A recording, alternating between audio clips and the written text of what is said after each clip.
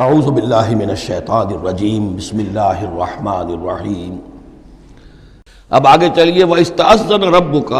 اور یاد کرو جب کہ آپ کے رب نے یہ اعلان کر دیا لَيَبْعَثَنَّ عَلَيْهِمْ، وہ لازماً اٹھاتا رہے گا ان پر، مسلط کرتا رہے گا ان پر اِلَى يَوْمِ الْقِيَامَةِ، قیامت کے دن تک ایسے لوگوں کو مَن يَسُومُهُمْ سُوءَ الْعَذَابِ، جو انہیں بدترین عذاب کے اندر مبتلا کرتے رہیں گے۔ ان ربک لسریع العقاب، یقیناً آپ کا رب سزا دینے میں بہت جلدی کرتا ہے۔ وَإِنَّهُ لَغَفُورٌ رَحِيمٌ، اور یقیناً وہ غفور بھی ہے رحیم بھی ہے۔ اللہ کی تو یہ دونوں شانیں ہیں، وہ عزیز ذو انتقام بھی ہے، سریع العقاب بھی ہے، لیکن وہ غفور اور رحیم بھی ہے۔ اب یہ آپ کا طرز عمل ہے کہ آپ اپنے آپ کو اس کی کس شان کا مستحق بناتے ہیں۔ اس آیت میں واقعہ یہ ہے کہ جس قانون کا ذکر ہو رہا ہے اللہ تعالیٰ کی طرف سے اس فیصلے کا، وہ ہماری نگاہوں کے سامنے ان کی پوری تاریخ، اس لیے کہ اس کے بعد آ رہا ہے وَقَطَّعْنَاهُمْ فِي الْأَرْضِ أُمَمًا، ہم نے انہیں زمین کے اندر منتشر کر دیا، فرقوں کے اندر اور قوموں کے اندر۔ یہ ڈایاسپورا جو ہے ان کا، جو سن 70 سے شروع ہوا ہے۔ سن 70 عیسوی میں جو رومن جنرل تھا ٹائٹس، اس نے سیکنڈ ٹیمپل کہ جو حضرت عزیر علیہ السلام کے زمانے میں پھر دوبارہ ہیکل تعمیر ہوا تھا، اس کو شہید کیا۔ 1,33,000 یہودیوں کو ایک دن میں قتل کیا یروشلم میں، اور یہاں سے یہودیوں کو نکال باہر کیا، فلسطین سے نکال دیے گئے، تم اب فلسطین میں نہیں رہ سکتے۔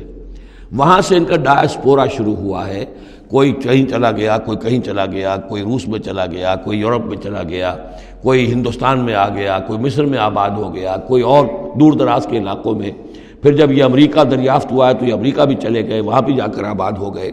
تو یہ ان کا ڈایاسپورا کا پیریڈ ہے کہ جس میں یہ گویا کہ منتشر کر دیے گئے پوری زمین کے اندر، ان کی کوئی ایک جمعیت کہیں نہیں رہی، اور ہر جگہ ان سے نفرت تھی، شدید نفرت۔ بلکہ ان کے اوپر واقعہ یہ کہ یورپ میں تو بڑا ان کے اوپر ظلم بھی ہوتا تھا، جس طرح چاہتے تھے ان کو وہاں کے عیسائی جو ہیں، جیسا کہ میں بتا چکا ہوں کہ ان کو معلوم تھا کہ یہ جو جن کو ہم خدا مانتے ہیں حضرت عیسیٰ علیہ السلام، ان کو سولی پر چڑھوایا انہوں نے، اور انہوں نے کفر کیا، اور وہ حضرت مسیح علیہ السلام کی شان میں گستاخی کرتے ہیں، حضرت مریم کی شان میں گستاخی کرتے ہیں، تہمتیں لگاتے ہیں، لہذا وہ ان کے درمیان دشمنی رہی۔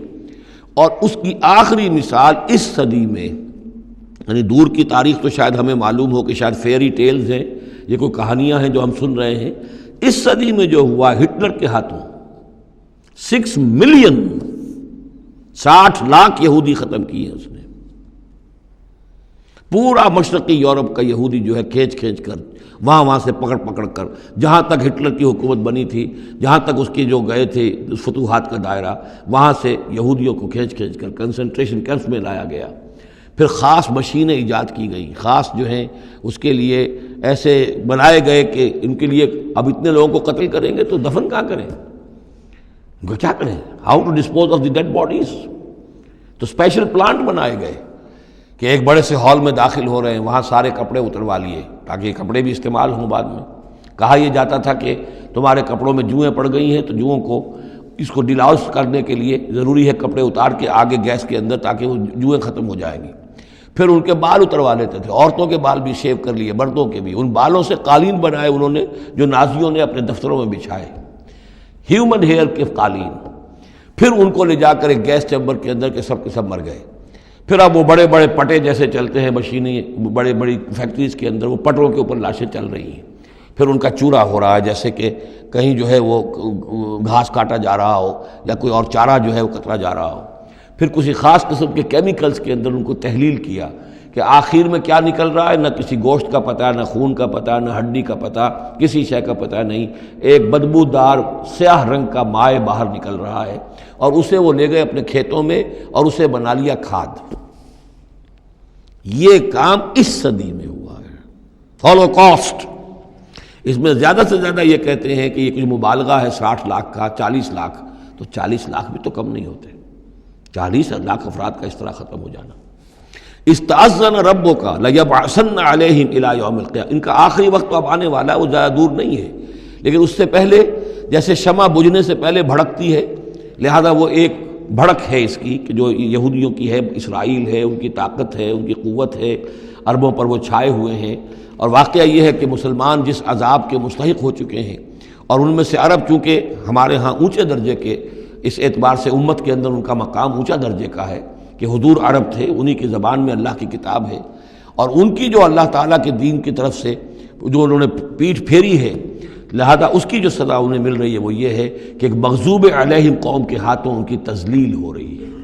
ان کے سامنے جھکنا پڑ رہا ہے۔ جن کے ساتھ کسی ایک کمرے میں کبھی بیٹھتے نہیں تھے، اب ان کے ساتھ گفت و شنید جو ہے اور ان کے ساتھ بغل گیر ہونے کی نوبت جو ہے وہ آئی ہے۔ اور ابھی جو کچھ ہونا ہے وہ خیر دوسری بات ہے، میں اس میں نہیں جانا چاہتا، وہ آخری وقت بھی آئے گا کہ پھر جو ہے حضرت مسیح علیہ السلام ہی نازل ہوں گے، اور وہی چونکہ ان کی طرف رسول تھے، رسول اللہ بنی اسرائیل، تو آخری وہ عذاب ہلاکت کہ جو باقی 6 قوموں کا تو آ چکا۔ حضرت نوح علیہ السلام، حضرت نوح کے سامنے بیٹا جو ہے وہ غرق ہوا کہ نہیں ہوا، حضرت ہود، حضرت صالح، ان سب کے سامنے جو ہے ان کی قومیں ہلاک ہوئیں۔ تو اب حضرت مسیح کو اٹھا لیا گیا تھا، وہی آئیں گے اور انہی کے ہاتھوں یہ اپنے کیفر کردار کو پہنچیں گے اور ان کا ایک ایک بچہ ختم ہوگا، لیکن اس سے پہلے ان کے ہاتھوں مسلمانوں پر اللہ کے عذاب کے بڑے کوڑے برسیں گے۔ To add insult to injury, کہ ایک یہودی قوم کے ہاتھوں، مغضوب علیہم قوم کے ہاتھوں پٹائی ہوگی، اور جو ہو رہی ہے، لیکن یہ کہ ابھی شدید تر صورت میں اس کا شروع ہونے والا ہے معاملہ۔ کوئی دنوں کی بات ہے کہ مسجد اقصی شہید کر دی جائے گی، اور پھر ایک طوفان جو ہے مڈل ایسٹ میں شروع ہو جائے گا۔ وَإِسْتَأْذَنَ رَبُّكَ لَيَبْعَثَنَّ عَلَيْهِمْ إِلَىٰ يَوْمِ الْقِيَامَةِ مَن يَسُومُهُمْ سُوءَ الْعَذَابِ۔ یاد کرو جب کہ آپ کے رب نے یہ اعلان کر دیا تھا کہ وہ لازماً اٹھاتا رہے گا، مسلط کرتا رہے گا ان پر قیامت تک ایسے لوگوں کو جو انہیں بدترین عذاب میں مبتلا کرتے رہیں گے۔ إِنَّ رَبَّكَ لَسَرِيعُ الْعِقَابِ وَإِنَّهُ لَغَفُورٌ رَحِيمٌ۔ وَقَطَّعْنَاهُمْ فِي الْأَرْضِ، ہم نے متفرق کر دیا ان کو زمین میں، امماً، فرقے بن گئے، علیحدہ جماعتیں بن گئیں، اور اب ان کے جھگڑے ہو رہے ہیں مختلف علاقوں سے جو لوگ آ کر اسرائیل میں آباد ہو رہے ہیں۔ اب ظاہر بات ہے سینکڑوں برس تک کچھ یہودی جو ہیں روس میں رہے، ان کے اپنے کچھ مزاج اور بن گئے ہیں، ان کی شکلوں کے اندر بھی تبدیلی ہو گئی ہے، ان کی زبان بھی کچھ مختلف ہے، تو اب یہ اسرائیل کے اندر ان کے مابین تصادم ہوتا ہے۔